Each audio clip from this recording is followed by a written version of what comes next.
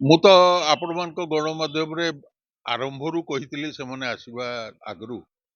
କେବଳ ତ ଜିନତ ଯାଇନି, ତା ଆଗରୁ ଯମୁନା ବି ଯାଇଛି। ଯମୁନା ଆଉ ଜଙ୍ଗଲ ଭିତରକୁ ଯାଉନି, ମାନେ ଏସଟିଆର ର ରିଏଲ କୋର ଏରିଆକୁ ଯାଉନି। ଗାଁ ପାଖାପାଖି ଇଏରେ ରହୁଛି। ଘରୁ ଦେଖୁଛନ୍ତି ଛେଳି ବାଛୁରୀ ଟେକି ନଉଛି। ଇଏ ଯାଇକି ପହଞ୍ଚିଲାଣି ଝାଡଖଣ୍ଡରେ। ତେଣୁ ଏଇଟା ହିଁ ହବ।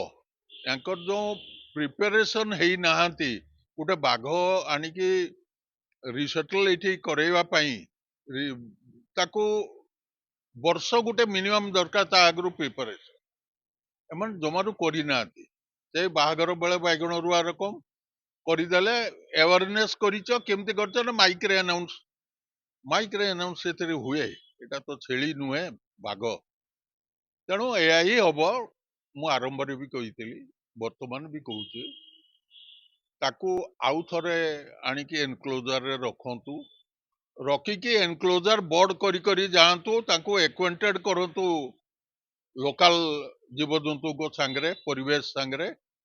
ତା ସହିତ ଗାଁ ଫୁଟିଲଟାରେ, ପୁରା ଶିମିଳିପାଳ ଚାରିକର ଫୁଟିଲରେ ଆୱାରନେସ କ୍ୟାମ୍ପେନ ରେମ୍ପେଟ ଆରମ୍ଭ କରନ୍ତୁ, କାରଣ ହାତରେ ସମୟ ନାହିଁ।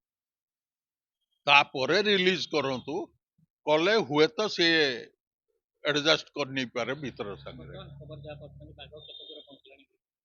ବାଘ ବର୍ତ୍ତମାନ ରାଇଟ ସ୍ପଟ ଟା ଜାଣିଥିଲେ ବି କହିବାଟା ଠିକ ହବନି ତା ଲାଇଫ ଦୃଷ୍ଟିରୁ। କିନ୍ତୁ ଝାଡଖଣ୍ଡରେ, ଓଡିଶା ଝାଡଖଣ୍ଡ ବର୍ଡର ଇଏରେ ରହିଛି, ଝାଡଖଣ୍ଡ ପଟେ ବେଙ୍ଗଲ ବି ଯାଇପାରେ। ଆଗରୁ ରହିଛି ମା ଛୁଆ ଶିମିଳିପାଳରୁ ୱେଷ୍ଟ ବେଙ୍ଗଲରେ ଯିବା ନଜର ରହିଛି, ରିପୋର୍ଟ ବି ଅଛି। ତେଣୁ ଏ ବି ହୁଏତ ସେଇଟା କରିଡୋର ଏରେ ଚାଲି ଯାଇପାରେ, କହିହବନି।